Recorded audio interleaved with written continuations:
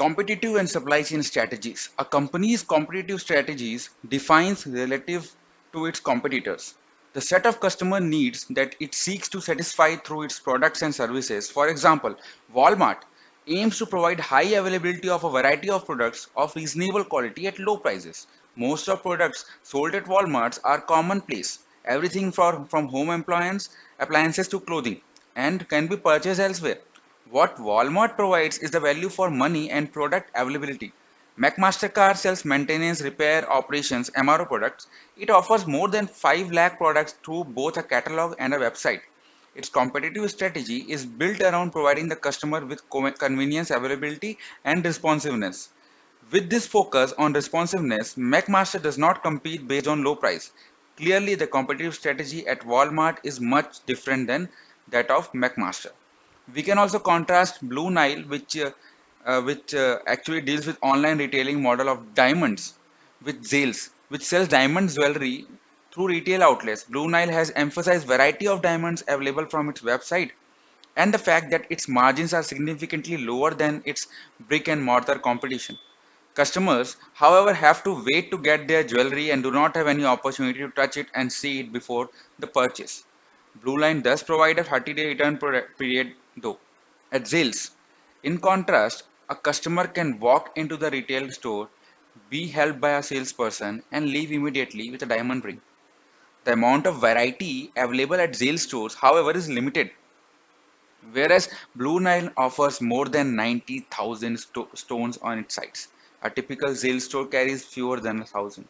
In each case, the competitive strategy is defined based on how the customer prioritizes product cost, delivery time, variety, and quality. A McMaster customer places great emphasis on product variety and response time than on cost. A Walmart customer, in contrast, places great emphasis on cost. A Blue Line customer purchases online, places great emphasis on product variety and cost. A customer purchasing jewelry at sales, it most concerned with fast responsive time and help in production selection. So let me tell you, Zales example is equivalent to an Indian customer buying gold. Indian customers are still reluctant to buy gold online, except the younger generations. But the normal generation, the parents of the younger generation, they are still reluctant. They want to touch and feel and be at a trustworthy shop who has a patent. In Hindi, we call it a karigar or a craftsman who can make it here trustworthy shop. They want that. Thus, a firm's competitive strategy will be defined based on its customers' priorities, nothing else. Competitive strategy targets one or more customer segments and aims to provide products or services that satisfy these customers' needs. To see the relationship between competitive and supply chain strategies, we start with the value chain from a typical organization. The value chain begins with new product development. What it does is it creates basically for the product and a specification for the product.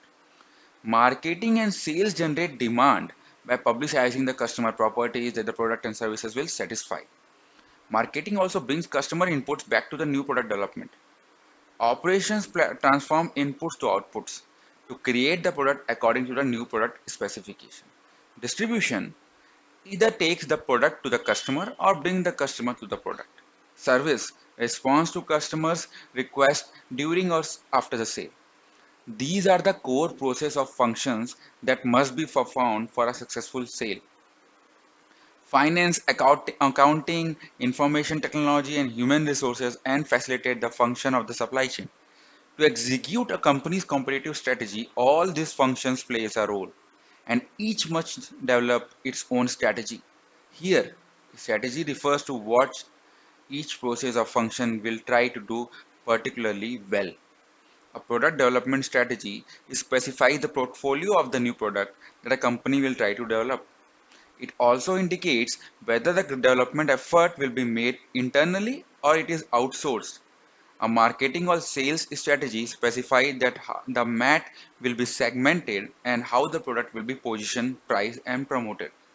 A supply chain strategy determines the nature of procurement of the raw materials, transportation of the raw materials to and from the company, manufacture of the product, or operations to provide the services, and the distribution of the product to the customer, along with any follow up service, and a specification of whether this process will be performed in-house or outsourced. Supply chain strategy specifies what the operation, distribution, and service function, whether performed in-house or outsourced, should do particularly well. Because our forces here is one supply chain strategy, we define it in more details. Supply chain strategy includes a specification of a broad structure of the supply chain and what many traditionally call supplier strategy, operations strategy, and logistics strategy. For example, Dell's initial decision to sell direct, his 2007 decision to start selling PC through resellers, or Cisco's decision to use contract manufacturers define the broad structure of their supply chains and are all part of their supply chain strategies. Supply chain strategies also include design decisions regarding inventory, transportation, operating facilities, and information flows. For example, Amazon decision to build warehouses to stock some product and to continue using distributors as a source of other products are part of its supply chain strategy.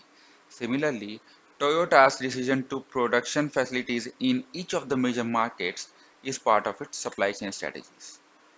For a firm, finance, accounting, information technology, and human resources, there will be a new product development. It will be deal with product and development team. There will be a marketing and sales, which will basically get you the customer needs and show the product to the customers.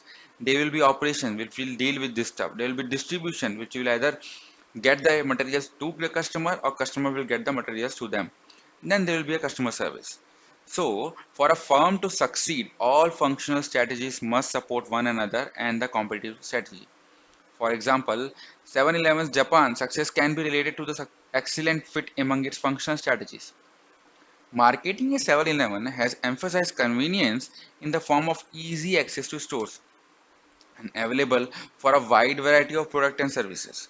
New product development in 7-Eleven is constantly adding products and services such as bill payment services that draws customer in and exploit the excellent information structure and fact that a customer frequently visits 7-Eleven.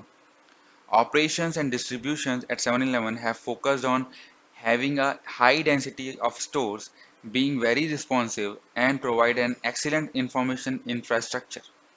The result is a virtuous cycle in which supply chain infrastructure is exploited to offer new products and services that increase demand, and increased demand in turn makes it easier for operations to improve the density of stores, responsiveness in replenishment, and the information structure. We are done with today's topic. Tomorrow we will be discussing with the achieving the strategic fit.